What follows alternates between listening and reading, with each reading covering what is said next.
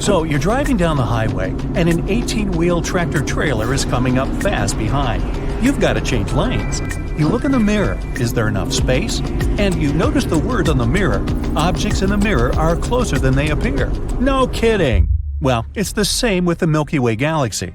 There's another galaxy headed this way, and like the tractor-trailer, it's closer than it looks. The Andromeda Galaxy, or M31, as it was labeled originally by Charles Messier in his catalog of 110 fuzzy objects in 1774, is now officially named NGC 122, that's New Galactic Catalog 122. A spiral galaxy larger than the Milky Way, the Andromeda Galaxy is so big and so close that you can see it without a telescope.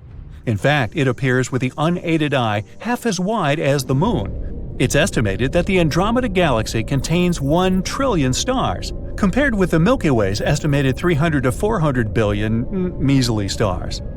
To see the Andromeda Galaxy, you must allow your eyes to become dark adapted. This might take about 10 minutes while your pupils dilate to take in as much light as possible. M31 is best seen from late summer through winter, when the great square of Pegasus the Winged Horse is overhead. Draw a line across the great square diagonally upwards from the lower corner star, then go a little further beyond the square. There it is! But you still won't be able to see how big it is unless you peek at it from the corners of your eyes. If you stare straight at it, the galaxy will tend to fade away. You must use your peripheral vision to see how big the Andromeda Galaxy appears. Peripheral vision, or averted vision, allows you to see light more sensitively at night, but without color. Sailors have used averted vision for centuries to see faint lights out on the ocean or on land. Aristotle used averted vision to observe star cluster M41 in Canis Major, as he described in his book Meteorologica. In a telescopic photograph, the Andromeda Galaxy appears 6 times wider than the Moon, because with the unaided eye, we can only see the bright center of the galaxy. A telescopic photograph shows how massive M31's spiral arms really are. And this beast of a galaxy is headed our way. We are looking at a future massive collision of galaxies of, well, galactic proportions. When that happens, humanity may need to relocate to another galaxy to inhabit. Perhaps we'll go to the Pinwheel Galaxy in the asterism of the Big Dipper. How do we know the Andromeda Galaxy is moving towards us? With a tool called a spectroscope. After the camera, the spectroscope is the most important attachment to a telescope. Oh, except for the human eye. Our eyes only see light. You don't have this big horse in your eye. You only have the light being reflected by the horse in your eyes. The same with space. We only see the light coming from there. So, if we are going to understand space, we need to understand light. And that was not an easy task for astronomers of the 19th century. The invention of the spectroscope was a big breakthrough in understanding light coming to Earth from space. With a spectroscope, astronomers can tell which direction objects in space are moving, as well as which elements are making the light. When you hear an ambulance approaching, you hear the siren getting louder and higher, and when it passes you and goes away, you hear the siren's sound get weaker and lower. The change in pitch frequency depends entirely on the motion of the source. This is called the Doppler effect, after the Austrian physicist and mathematician Christian Johann Doppler, who first explained the effect in 1842. The ambulance siren is not changing its volume. The sound waves are being compressed as it is approaching and stretched as the ambulance recedes. The spectroscope shows that light waves show the same Doppler effect as sound waves. They are compressed as the star or galaxy is approaching us and appear stretched when it is receding.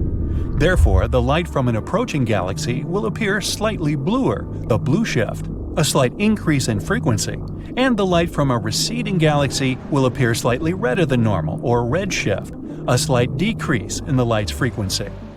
In 1929, Edwin Hubble, after whom the Hubble spacecraft is named, published his spectroscopic study of 46 galaxies, the light from all but one of which was redshifted, moving away. Hubble's study provided the first evidence that the universe was expanding. The farther away a galaxy was from the Milky Way, the faster it was moving away. This was also the first evidence that the universe began with a Big Bang. The one galaxy whose light was blue-shifted moving towards the Milky Way, was M31, the Andromeda Galaxy, the closest galaxy. 250,000 miles per hour seems a pretty high speed at which to have a collision. That's the speed spectroscopic measurements of the blue shift of Andromeda indicate. It's going to be a big mess when it happens. But when is it going to happen? To determine when the two galaxies will collide, we need to determine the distance between them. And for that, we need, boom, supernovas. Type 1a supernovas are what are called standard candles. Just as we know how bright a candle shines, we know how bright a Type 1a supernova shines, its absolute magnitude. A Type 1a supernova appears when a white dwarf collapses under the pressure of all the gas it has been gravitationally slurping from a companion star. Looking at the Andromeda Galaxy and measuring the apparent brightness of a supernova in the galaxy, it is possible to calculate its distance away from us. Because the intensity of light dims inversely with the square of its distance away, which is called the inverse square law, by comparing the apparent brightness of a supernova in the Andromeda Galaxy with its absolute brightness, well, we get an approximate distance of 2.5 million light-years. Since 1 light-year is approximately 6 trillion miles, and the Andromeda Galaxy is 2.5 million light-years away, even though it is approaching at the speed of about 250,000 miles, we have about 4 billion years before the big collision. So you can wait until after lunch, maybe dinner, to start packing. As an aside, if we see the Andromeda Galaxy as it was 2.5 million years ago, and it has been moving toward the Milky Way all this time, how big in the sky would it appear now? Quite as big as that tractor-trailer in your rearview mirror. But do we really have 4 billion years before the galaxies crash? There are several other factors to consider. The minor galaxies that are gravitationally linked to both the Milky Way and the Andromeda Galaxy will be swallowed up by their host galaxies. Considering the lopsided mass distribution that will result, the galactic collision of the Milky Way and Andromeda will be affected. Some scientists are saying it won't be a direct hit, but more of a sideswipe. And then there's the galactic halos of each galaxy. Here's what Project Omega has found out about the halo of stars and gas surrounding the Andromeda Galaxy. Using the Hubble Space Telescope, researchers were able to observe how the light from bright distant quasars were being absorbed by the mostly invisible gas around the Andromeda Galaxy. Look at the results. Notice M31 in the center. If the same is true of the Milky Way, and there's no reason to think it would be different, then the halos of the two galaxies are touching now. The collision has already begun. There is also a question about what effect the dark matter clouds around each galaxy might have on an impending collision, or are having now. But enough of speculation. In 4 billion years, the Sun will have increased brightness on its way to becoming a red giant star. And humans will have already found another galaxy to inhabit. Happy traveling, dear humans! A vast galactic mystery has recently baffled astronomers. They've noticed that all but one of Andromeda's 37 satellite galaxies point toward the Milky Way.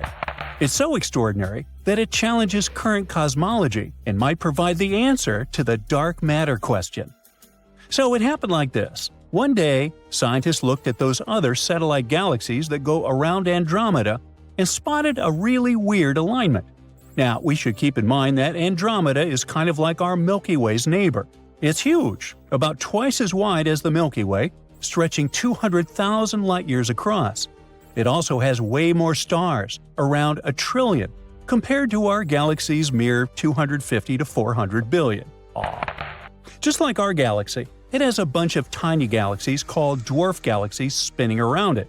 There are 37 of them. The strange thing is, almost all of those little galaxies are on the same side of Andromeda.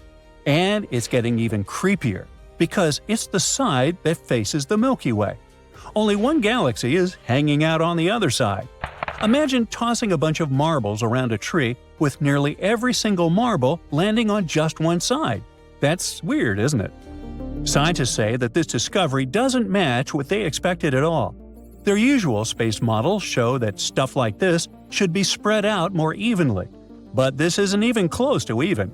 It's so lopsided that they can't really explain it yet.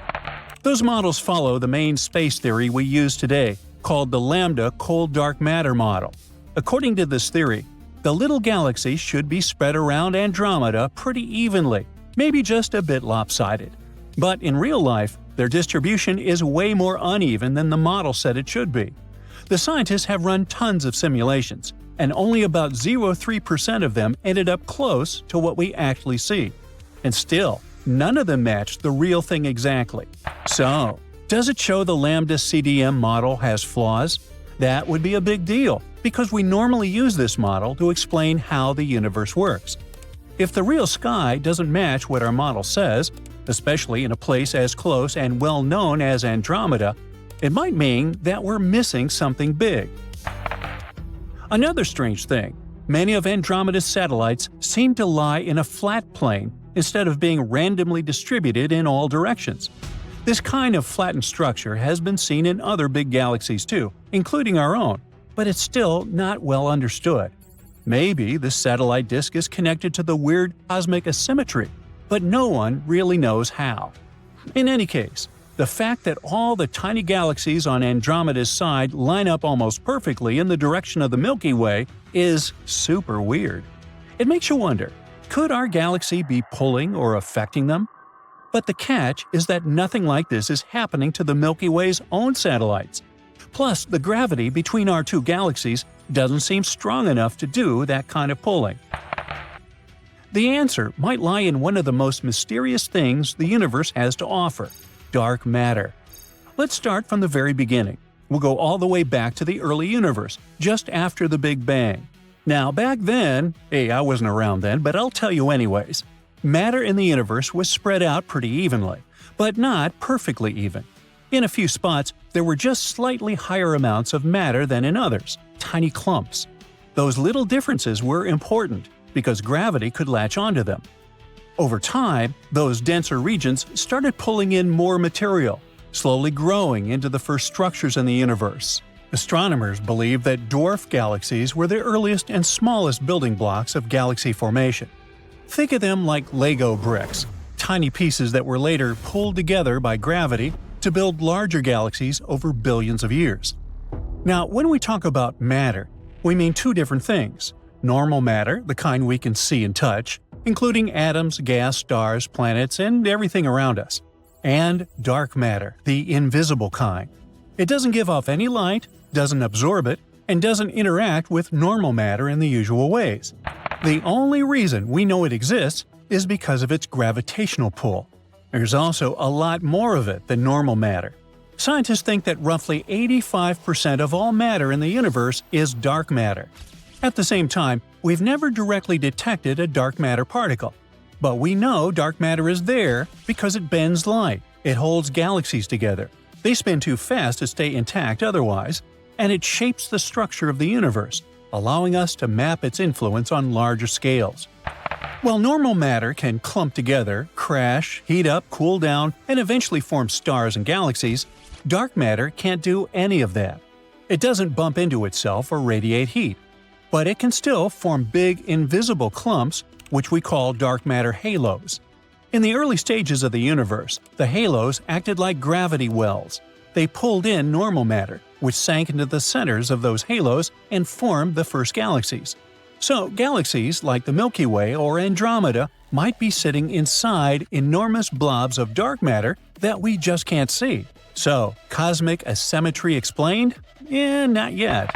Scientists are sure that dwarf galaxies are some of the most dark matter-dominated objects in the universe.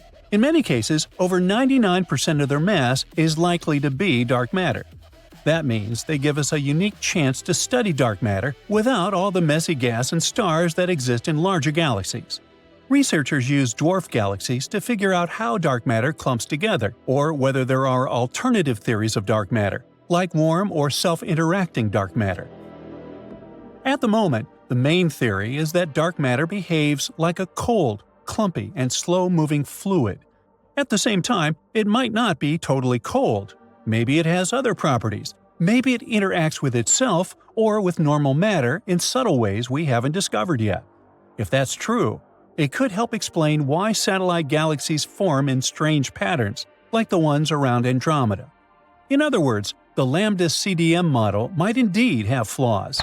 According to it, thousands of dwarf galaxies should be orbiting around larger galaxies like the Milky Way and Andromeda. But we only see a few dozen. This is known as the missing satellites problem. There are other puzzles too. For example, Lambda CDM predicts that dark matter halos should be the densest at the center, but many dwarf galaxies seem to have cores of their own. Plus, dwarf satellites around galaxies like Andromeda and the Milky Way seem to lie in thin, co-rotating planes, and it's something extremely rare in Lambda CDM simulations. And finally, some simulated dark matter halos are so massive that they should form bright dwarf galaxies, but we don't see them. No wonder astronomers are so interested in dwarf galaxies and the explanation of cosmic asymmetry. For that, we need more precise measurements of their motions and structures and simulations that add more realistic physics, like stellar feedback, turbulence, and so on. Plus, we gotta search for new dwarf galaxies in the local group and beyond, using better telescopes and deeper surveys. Now, getting back to Andromeda's weirdly positioned satellites, if the dark matter theory doesn't work out, there's another possibility that involves large-scale interactions between galaxies. It could be an old collision or a near miss that shaped the current distribution of satellites.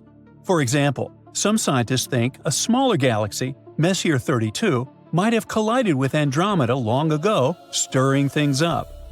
Scientists have seen some lopsided shapes in other galaxies before, but none as weird as what's going on around Andromeda. Usually, the little galaxies around big ones spread out pretty evenly or are just a bit off. That makes scientists think Andromeda might be a super special case. They say we need to keep looking, using better telescopes to crack the Andromeda Galaxy mystery. And perhaps, after figuring out the truth, we'll also come closer to solving the dark matter problem.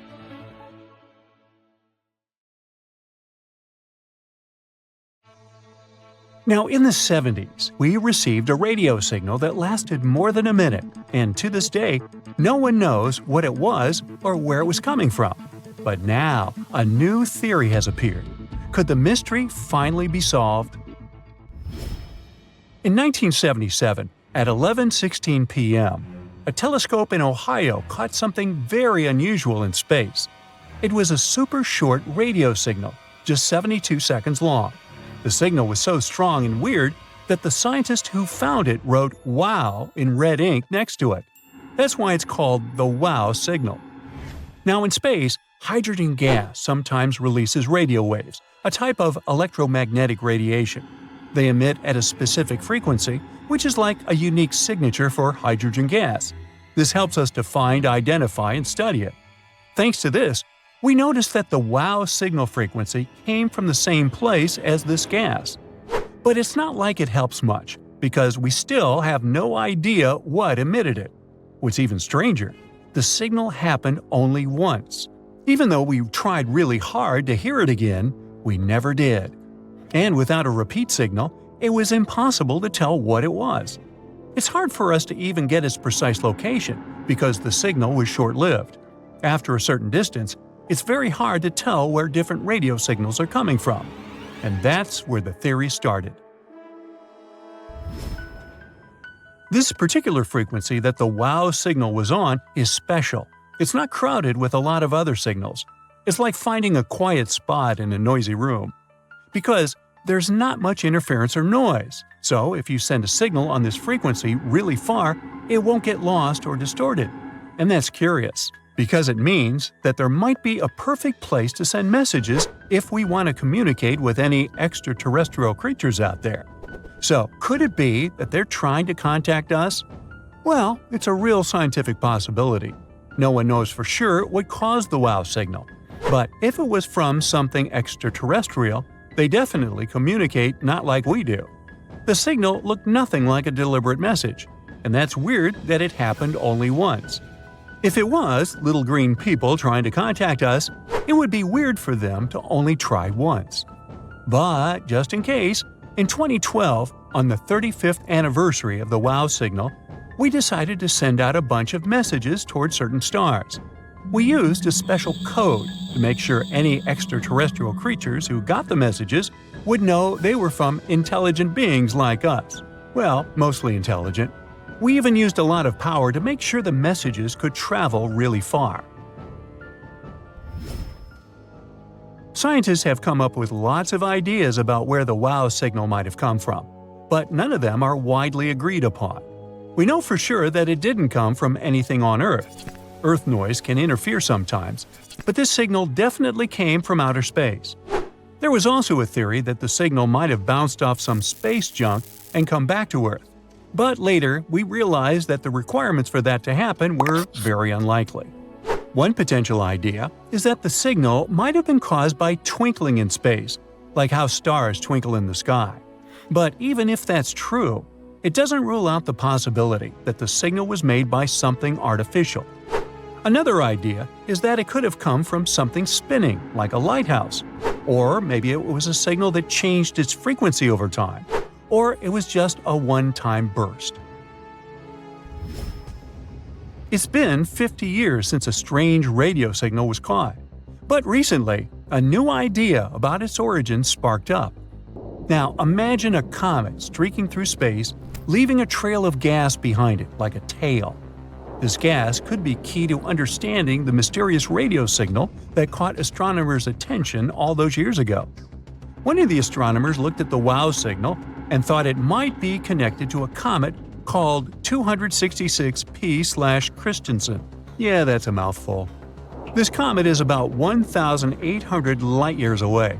It wasn't known back in 1997 when the signal was first detected, but now it could explain the strange radio waves. Comets can emit radio waves as they get closer to the Sun. It's like the gases around them start buzzing with energy. This buzzing might be what the WOW signal was all about. To test this theory, we used a radio telescope to listen for radio waves from other comets. We found that some comets did indeed emit radio waves at the same frequency as the WOW signal. Then we pointed the telescopes at this particular comet as it passed through the same part of the sky where the WOW signal was detected.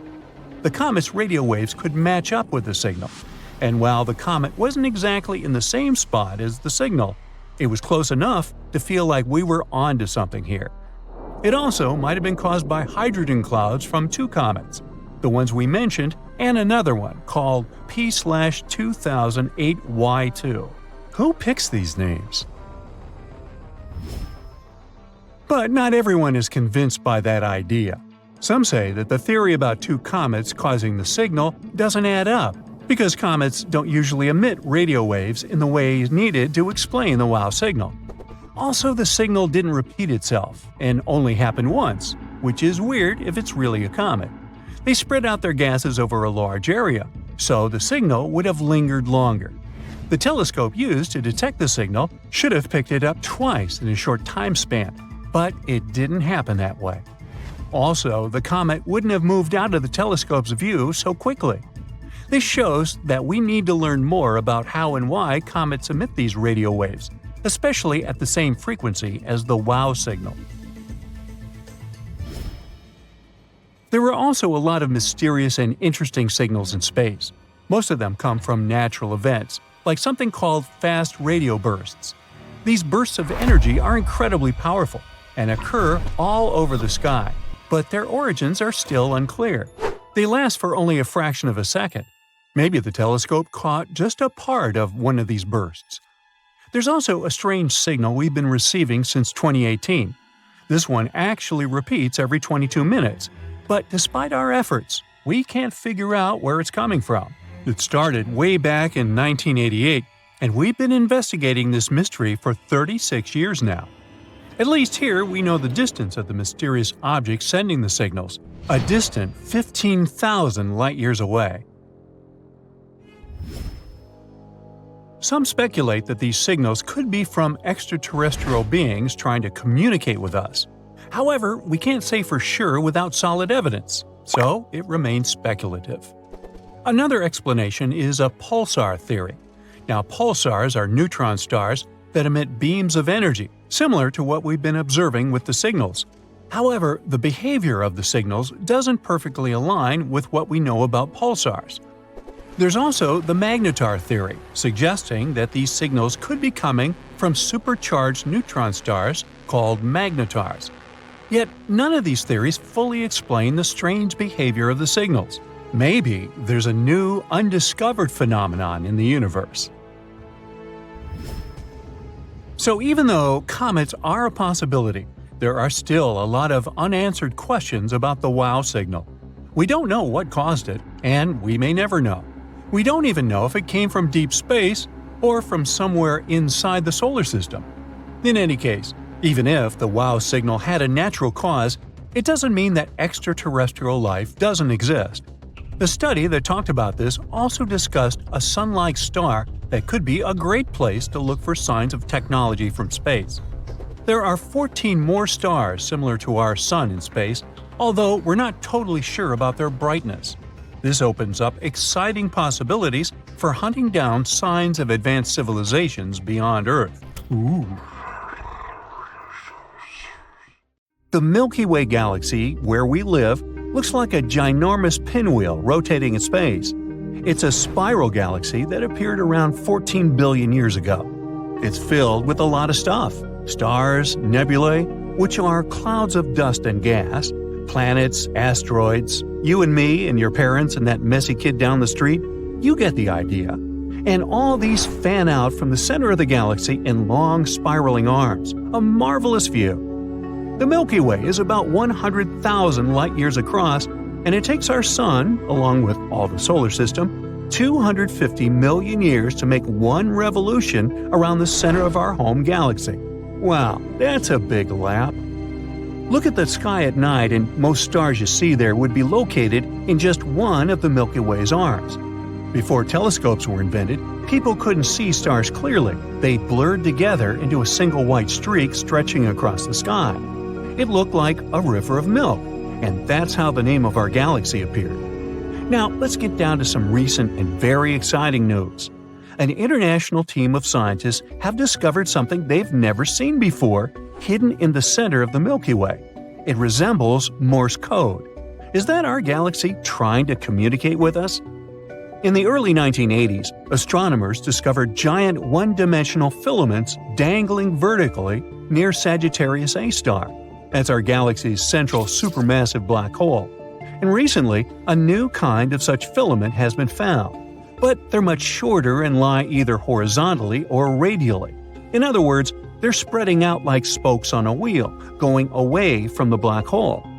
Interestingly, even though both types of filaments do have certain similarities, researchers believe they most likely have different origins. The vertical filaments stretch through the galaxy, towering up to 150 light-years high. But the horizontal ones resemble the dashes and dots of Morse code. Scientists were beyond excited when they made this discovery, but they had to do a lot of research to make sure the structures indeed were what they looked like. They managed to confirm that the filaments were not random, but tied to the outflow of the black hole. Thanks to them, it became possible to study the spin of the black hole and the orientation of its accretion disk, a rotating disk of matter formed around the black hole under the influence of its immense gravitational force. But let's have a closer look at the filaments we've been talking about. There are around 1,000 vertical ones. They appear in pairs and clusters and are often either equally spaced or side by side like strings on a harp. As for their horizontal counterparts, they seem to be around 6 million years old. Now, both types of filaments are one-dimensional. They can be viewed with radio waves, and they seem to be tied to processes happening in the galactic center. That's it. The similarities end there. The vertical filaments are perpendicular to the galactic plane. The horizontal ones are parallel, but at the same time, they point radially toward the center of the galaxy and the black hole. The vertical filaments are magnetic. The horizontal ones seem to emit thermal radiation. The vertical filaments contain particles moving at speeds very close to the speed of light. The horizontal ones don't do it. There are way more vertical filaments, and they're much larger than those stretching horizontally, 150 light-years against 5 to 10 light-years at most. In any case, the new discovery is still filled with tons of unknown things, and astronomers are ready to start unraveling them. But the filaments aren't the only unexpected and bizarre phenomenon in the solar system. Some time ago, Australian researchers discovered a weird spinning object in the Milky Way, and it was unlike anything they'd seen before. This object released massive bursts of radio energy 3 times every hour. And even though there are other objects that switch on and off, for example pulsars, such frequent pulsation has never been observed before. Some astronomers admitted that this discovery was pretty spooky, since no known object in the sky could do it. Research teams started working on the discovery and found out that the object is likely to be 4,000 light-years away from Earth. It's also super bright and has an incredibly strong magnetic field. And still, if you do all the math, not me, you'll discover that it isn't supposed to have enough power to produce such radio waves every 20 minutes. The theories about the origin of this mysterious object vary. Some experts claim it could be an ultra-long period magnetar, whatever that is. Others think it might be a white dwarf or the remnants of a collapsed star. But it also might be something we've never heard about, an entirely new type of object. But one thing is clear, astronomers managed to observe the signal across a wide range of frequencies, which means it has a natural origin and isn't something artificial. Now, there's another mystery about the Milky Way. Hey, what can I say? It's a mysterious place. Around 15 years ago, astronomers launched the Fermi Gamma Ray Space Telescope. Gamma rays are an incredibly high-energy form of light. That's why, when you observe the sky through the gamma ray telescope rather than with your own eyes, the difference is dramatic. So, when astronomers started to use the telescope, they noticed that the center of our galaxy emitted much more gamma radiation than, for example, its outskirts. To put it simply, something is growing incredibly brightly right in the middle of the Milky Way. But the most perplexing thing is that no one has been able to find a plausible explanation for this phenomenon for almost a decade. Some astronomers suggested that the central region of the Milky Way was glowing with such intensity because the dark matter was getting destroyed there. While no one has ever observed dark matter annihilation, scientists have been hypothesizing about this phenomenon for a long time. Naturally, we wouldn't be able to see dark matter itself, but the process could be producing the radiation the gamma ray telescope has spotted. That's how it could be happening. If particles of dark matter collided, just like ordinary matter particles do in particle accelerators, they would annihilate one another, and as a result, they would burst into a shower of other particles, including the ones that make up gamma rays. But that's where the problem lies. If the mystifying glow was created by the annihilation of dark matter, then gamma ray particles would get distributed evenly in space. Instead, they gather together in clumps. That's why, to the great disappointment of numerous supporters, the theory based on the dark matter came up short. There is an alternative explanation of why the Milky Way is glowing. The culprit might be a group of millisecond pulsars, which are neutron stars spinning incredibly fast. And when I say fast, I mean about 1,000 times per second. The theory that the glow is caused by millisecond pulsars is quite plausible. As I mentioned before, the light coming from there is clumpy rather than smooth, and it often happens when the source of light is one individual object, such as a pulsar. Several studies have concluded that, due to the nature of the light, millisecond pulsars are the best explanation for this phenomenon. However, many scientists are still not persuaded. Those stubborn folk want proof, right? Well, first of all, they state that the clumps of light may appear due to the interaction of gas between stars and cosmic rays. Besides, the pulsar theory has one more catch. Why would so many of them be clustered together in a perfect sphere around the center of the Milky Way? Probably the clusters of stars that orbit the Milky Way could have been disrupted by the galaxy's gravity. As a result, these spilled stars, including pulsars, later formed a spherical shell around the center of the Milky Way. But, in fact, the whole picture looks like something completely different from both pulsars and dark matter. It leaves scientists with more questions than answers, and all that's left to do is a lot more research and testing. Astronomers detected something strange happening in the darkness of space. They picked up a series of bizarre, unexplained signals coming from distant stars in the Ursa Major constellation. and literally no one can explain their origin.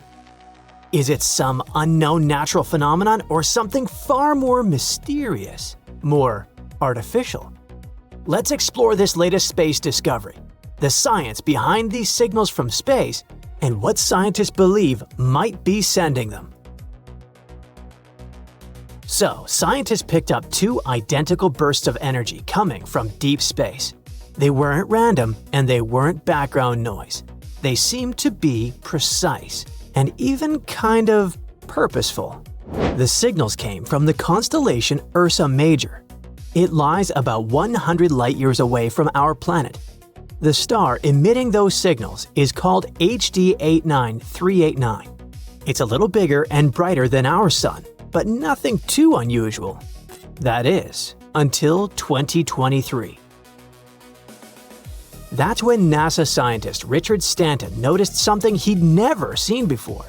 The star suddenly flashed, getting bright, then dim, then bright again, and it happened in just a few seconds. There were two identical pulses, exactly 4.4 seconds apart.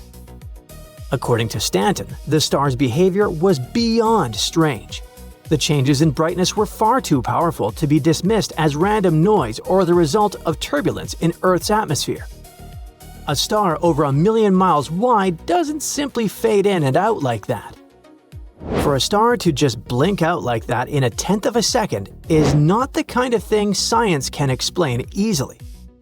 But it got even more curious. And the more scientists looked, the stranger it got. Apparently, this wasn't just a flicker, it was deliberate. It looked like something made that light change. But what could it be? It was a truly deep space mystery. So for the next 2 months, Stanton worked a lot. 1,500 hours of total observation time, checking every possible explanation.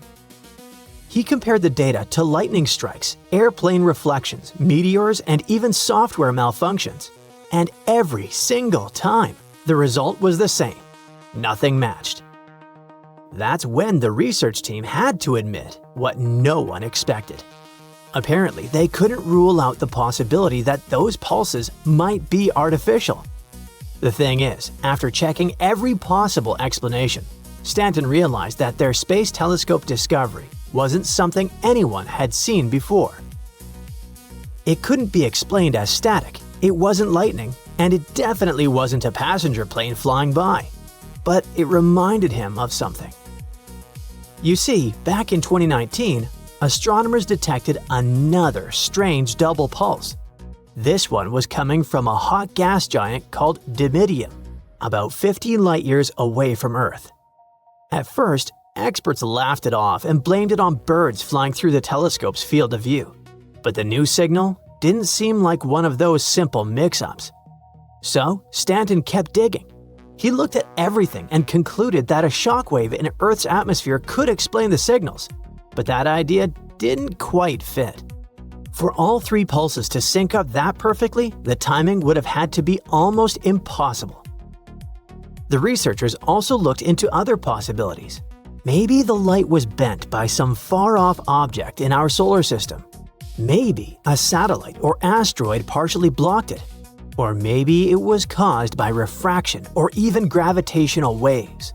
But none of those theories really made sense either. Some details were clearly missing for astrophysicists to explain how a star could blink that fast and that cleanly. For now, Stanton believes the only way forward is to study all 3 known events more closely and see which explanations still hold up. You're probably asking yourself, how was this astronomy discovery even made? It started more than 60 years ago. That's when scientists officially kicked off the search for life beyond Earth. They called it the Search for Extraterrestrial Intelligence, or SETI. The pioneer of this undertaking was something called Project Ozma. It was led by astronomer Frank Drake, the same guy who came up with the famous Drake equation.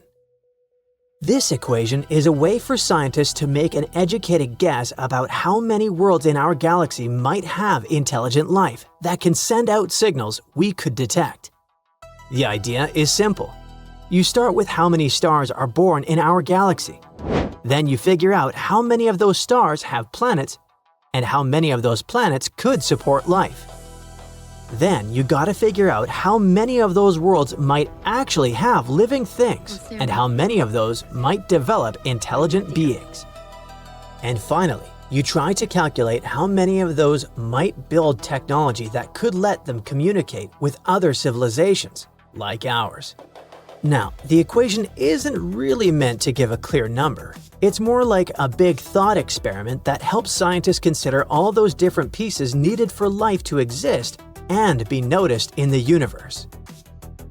Anyway, back in 1960, Drake and his team pointed a giant 82-foot radio dish at two nearby stars, Epsilon Eridani and Tau Ceti, and listened for anything unusual. Between April and July of that year, the observatory in West Virginia stayed tuned in, waiting for a signal from the stars. Unfortunately, nothing came through. But the project became the starting point of everything that came after. Since then, scientists have carried out dozens of similar searches using all kinds of wavelengths and technologies to find signs of intelligent life. These days, we call them technosignatures. And while no one's found solid proof yet, there have been a few moments where even experts couldn't rule out the possibility that something, or someone, might be out there. That's where Dr. Richard Stanton comes in and makes the shocking space discovery. Stanton is a NASA scientist who worked on some of the most iconic missions like Voyager and Grace. The latter was a project by NASA and the German Space Agency, where two satellites flew around Earth together, side by side. By watching how the distance between them changed, scientists could see how Earth's gravity shifted in different places. That helped them learn about things like melting ice, ocean movement, underground water, and even climate change. But after retiring, Stanton took on a personal project, searching for intelligent life from his own Shea Meadow Observatory in Big Bear, California. Using a custom-built telescope and a photometer he designed himself, Stanton spent years scanning more than 1,300 sun-like stars, not for radio signals from space, but for flashes of light. Unlike traditional SETI studies that focus on radio waves, Stanton's approach, called optical SETI, looks for laser-like pulses, sharp, quick bursts of light that could be used for communication across the stars. This idea actually goes back to the early 1960s, when two scientists suggested that advanced civilizations might use incredibly powerful nanosecond laser pulses to send visible signals that could outshine their own stars. For this study, Stanton didn't scan huge portions of the sky. Instead, he focused on one star at a time. He was staring at it for an hour straight and recording its light at incredibly tiny intervals, just 100 microseconds apart. That's fast enough to catch flashes less than a blink of an eye. Then he analyzed the data, searching for any strange repeating patterns and unexplained signals. And eventually, his efforts paid off, and he made the very space discovery we talked about. A sun-like star, about 100 light-years away in the constellation Ursa Major, sent two fast, identical pulses of light. So far, these signals remain unexplained. No one knows for sure what caused those perfect twin pulses. We can't even figure out how far away the source really was. Was something passing in front of the star? Or was the light itself being changed by something we don't understand yet? What we do know is that something strange is happening out there in Ursa Major. Maybe it's a new kind of cosmic event. Or maybe it's something else entirely. And one day, we'll crack this deep space mystery. This signal had been traveling through space for 200 million years, and now, when it finally reached Earth, it brought a fascinating story with itself. It might even help us solve an 18-year-long mystery. We caught this one in 2022. It was such an intense burst of radio waves. Even though it lit up for a fraction of a second, it outshined entire galaxies. At first, this signal hasn't caught attention because we've seen similar things before. It was a fast radio burst, or FRB for short. These guys have been a mystery for years now, all because we have no idea where they come from. Now, FRBs are brief booms of energy coming to us from all over outer space. They're barely catchable, lasting up to 3 seconds. But they're also very hard to miss because their power is absolutely unimaginable. One little burst can release as much energy as the sun does in an entire day. They've been a puzzle for us ever since 2007. We've caught over 1,000 of those signals from literally everywhere, from our own galaxy to places as far as 8 billion light-years away. And none of them revealed where they're coming from or what they mean. At least we know they're not from extraterrestrial creatures. They have to be coming from something that happens nearly constantly, and this recent signal might finally help us learn the truth. It lasted about 2 milliseconds, and it wasn't particularly bright. But when researchers took a closer look, they realized they can actually finally track this one. They got to it immediately. They saw that the burst came from a galaxy about 200 million light-years away. In other words, this is exactly how long these radio waves have been traveling to us. The signal flickered in a weird pattern. This is what we call a scintillation. When light or radio waves travel to us, they can stumble upon unexpected crazy clouds of gas. The particles and light waves start bouncing off this gas, which disturbs the signal a little bit. So when we received it, it was a bit weird and distorted, kind of like me. But this exact cloud was what helped us locate where exactly this signal came from. Turns out, it came from a neutron star. Now these are some fascinating guys. They're the remnants of stars that live fast and burn bright. When a powerful star like this, much larger than our Earth, runs out of fuel, it can no longer support its weight. So it goes away with an insane spectacle called a supernova. During its last moments, its core collapses under its own super-strong gravity, and this creates one of the densest objects in the universe. Again, a lot like me. Hey, what can I say? For curiosity, let's compare it to osmium, the most dense element on our planet. If you had a small cube of osmium, it would weigh around 0.8 pounds. That's already pretty heavy, and it means that 1 cubic foot of osmium would weigh a shocking 1,410 pounds. That's like an average cow. Now, just try to guess how much a small cube of neutron star would weigh. Wrong. It would be a horrifying 7 billion tons per one little cube. Don't even think about holding it in your hand. That thing would warp the fabric of reality around it. It's kind of like trying to imagine Mount Everest being squeezed into a tiny ball. Hard to even imagine. So even though they're so heavy, these stars are surprisingly small, only about 6 miles in radius. That's like a city size, and it would still weigh more than our sun. But if that's not enough horror for you, the neutron star we're talking about wasn't your regular one. It was a magnetar. Now, magnetar is a rare type of neutron star. When a neutron star is born, there's only a 10% chance that it will become one of those guys.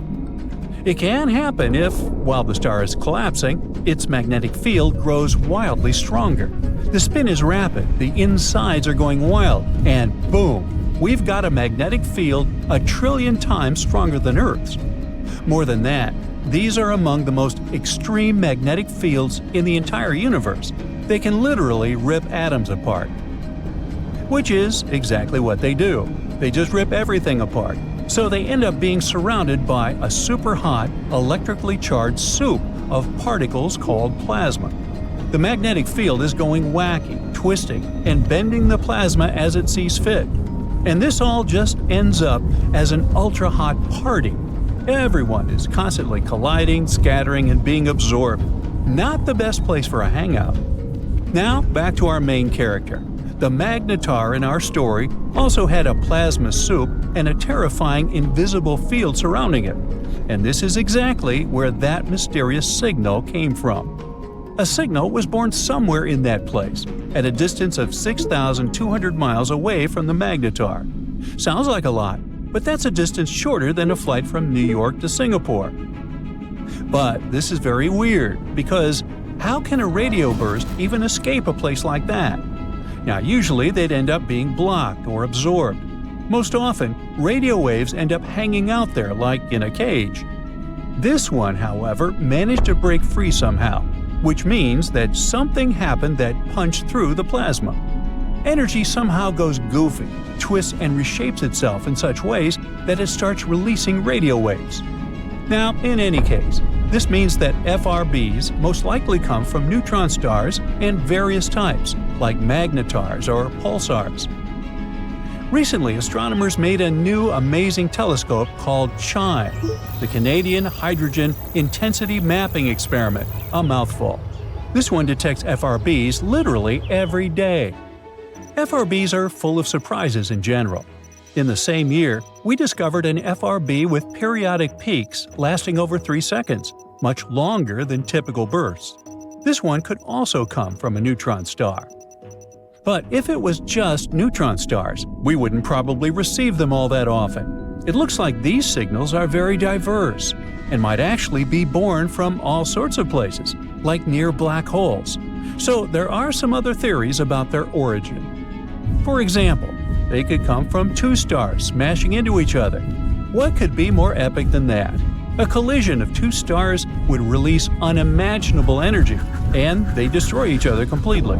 Uh-oh. Some astronomers think they could explain FRBs, but of course, that's not something that happens often at all. Also, FRBs sometimes repeat. Most of them flash once and disappear, but sometimes they almost flicker like the one we discussed. Some of them even follow very precise patterns. For example, one well-known repeater follows a 16-day cycle. It goes crazy for about 4 days and then goes quiet for 12 days before starting again. This one is hard to explain even with neutron stars. There has to be some unique astrophysical mechanism at play. Maybe something that orbits something else. But anyway, a star's collision would only explain signals that flash once and never again. Another possibility is the blitzar. It's a goofy name for a very dramatic idea: a neutron star turning into a black hole. Once again, an event like that unleashes a huge burst of radio waves. But, again, an occasion like that would be incredibly rare, and the signals aren't supposed to repeat. Black holes themselves are a pretty good option, though. They're central to many FRB theories. Could these bursts come from a neutron star falling into a black hole? Or from a collapsing black hole itself? Maybe even dark matter interacting with a black hole? Hey, who knows? Let's just throw all the ideas in there. Of course, the thing that everyone's most excited about is extraterrestrial civilization. Maybe not all of these bursts, but at least some of them could be signals from our intelligent neighbors. But like we said, that's very unlikely, considering that the signals come from all over the sky and many different distances. Also, almost all of them are the same, and that would be super hard and weird from an intelligent civilization to try and reproduce. Though who knows what else we might discover in the future. All the planets of the solar system are slowly lining up. Mercury, Venus, Earth, Mars, Jupiter, Saturn, and Neptune are about to form a straight line. This event, called the Parade of Planets, occurs once every 176 years. The last time this happened was almost 40 years ago, and it was a great chance to explore all these planets in one go. On August 20th, 1977, thousands of people gathered outside NASA's Kennedy Space Center. They came to witness the launch of the most ambitious and distant space mission in history. 5, 4, 3, 2, 1, ignition! Launch rocket Titan took off from Earth and left the atmosphere. As soon as the rocket reached outer space, it launched the probe Voyager 2, which began its journey. The probe consisted of a bus 1.5 feet in height and almost 6 feet wide. On top of it, there was a round 12-foot wide antenna. Most of the scientific equipment was mounted on a boom that extended 8 feet outward. On September 5, 1977, Voyager 1, the identical space probe, left our home planet. It sent us pictures of Earth and the Moon. It soon overtook Voyager 2, launched 2 weeks earlier. That's why the second probe has the number 1 in its name. And so the journey through dark space began. March 5th, 1979. About 4 Earth-Sun distances away from our planet, Voyager 1 came close to Jupiter and prepared its scientific equipment to explore the planet. The probe had a dozen gadgets, including a 2-camera system with narrow and wide-angle lenses. So, it could take full-length photos of the planet with the wide-angle camera, as well as close-up photos of specific places on the planet and its satellites. The probe also had a radio science system to determine the atmospheric composition, weight, and gravitational fields of the planets it came across. Infrared and ultraviolet spectrometers could help measure radiation and temperature invisible to the human eye. Various sensors were used to examine cosmic rays. Voyager 1 was the first to find volcanoes outside Earth. Those were on Jupiter's satellite, Io. It has dozens of active volcanoes that constantly spew lava. Then the probe pointed its cameras at the Great Red Spot. That's how people learned that it was a giant cyclone-like storm that hasn't stopped for the entire history of observations of Jupiter. It was also the first time when lightning was detected outside of our home planet. And in the invisible spectrum, Voyager 1 noticed that Io acted like an electrical generator for Jupiter. Ions, which are charged particles, were constantly flying toward the gas giant. This electrical current was 5 million amps. Soon, Voyager 1 continued its journey. 5 months later, Voyager 2 approached Jupiter too. This gas giant has rings around it. They're not like Saturn's though. Jupiter's rings consist mostly of dust. When the planet's rocky satellites collided, they turned into small debris. Gradually, this debris turned into fine dust. Then Voyager 2 approached Europa. This moon is completely covered by a crust of ice, and beneath it, there may be a liquid ocean where life can possibly exist. Voyager 2 was the first to capture the cracks in Europa's ice crust. While flying near Io, Voyager 2 discovered that 6 volcanoes on its surface were still erupting. This meant that the periods of activity of these volcanoes could last for months. Both space probes circled the gas giant several times and then dashed further into space. Such a gravitational maneuver allowed them to gain more speed and saved fuel for the trip. By November 9, 1980, Voyager 1 had already traveled 8 Earth-Sun distances away from home. The space probe arrived at Saturn. It discovered 3 new satellites of the gas giant: Atlas, Prometheus, and Pandora. This proved the theory that these were the moons that kept the planet's rings in line. It also turned out that unlike Jupiter's, Saturn's rings also contained ice. Voyager 1 took a peek at Titan, Saturn's largest satellite. It's 50% larger than the Moon and even has an atmosphere. It's the only place in the solar system besides Earth where liquid water has been proven to exist. That's why scientists don't deny the possibility of life there. Then it was time for another gravity maneuver. Voyager 1 once again darted away from the planet's orbit. This time, it was aiming upward relative to the line of the parade of planets. Almost a year later, Voyager 2 arrived there. It made a flyby of several of Saturn's icy satellites. Supposedly, a long time ago, these moons collided and knocked huge chunks of ice and rock out of each other. This debris orbited Saturn, collided, and slowly crumbled into dust, consisting of ice and rock. This is how the famous rings of Saturn were born. Another gravity maneuver, and Voyager 2 set off for the next gas giant. 5 years later, it arrived at its destination, 17 Earth-Sun distances away from our planet. For the first time ever, a human-made object approached Uranus. Voyager 2 discovered 11 new moons there. The probe also found that Uranus was the coldest planet in the solar system. Its temperature is negative 350 degrees Fahrenheit. That's 4 times colder than the temperature at the South Pole. At that time, the Deep Space Network was being tested on Earth for the first time. It's a network of radio telescopes all over the planet. They aim at certain points in the sky to establish communication with extremely distant objects. These telescopes have been successfully receiving signals from Voyagers 1 and 2. August 25, 1989. Voyager 2 had already traveled 23 Earth-Sun distances and arrived at Neptune. It was the first time people received images of this blue planet from such a close distance. The probe discovered 6 new moons there, and also took the first pictures of the planet's rings. Engineers then turned off the probe's cameras to save power for its main computer and the instruments that measure the solar and interstellar wind. Voyager 2 left Neptune and headed into deep space. That's why it no longer needed the cameras. A few months later, Voyager 1 sent its last photo back to Earth. It was a family portrait of our entire solar system. Every pale dot was a planet. You can barely recognize Earth in the picture. After that, the camera was turned off to save power. This was the start of the interstellar mission for Voyager 1. For 15 years, Voyager 1 had been flying to the edge of the solar system. On December 16, 2004, the probe passed through the termination shock. This is where the solar wind suddenly slows down and heats up after colliding with the interstellar wind. The space probe managed to endure this test and continued its journey. In 2007, Voyager 2 crossed the same boundary. At that point, sensors recorded a temperature of about 266 degrees Fahrenheit, but the probe managed to withstand it and continued its journey through the dark cosmos. Both Voyagers moved through interstellar space in different directions. They discovered that the heliosphere, the solar wind bubble, is not perfectly round, but more like an egg.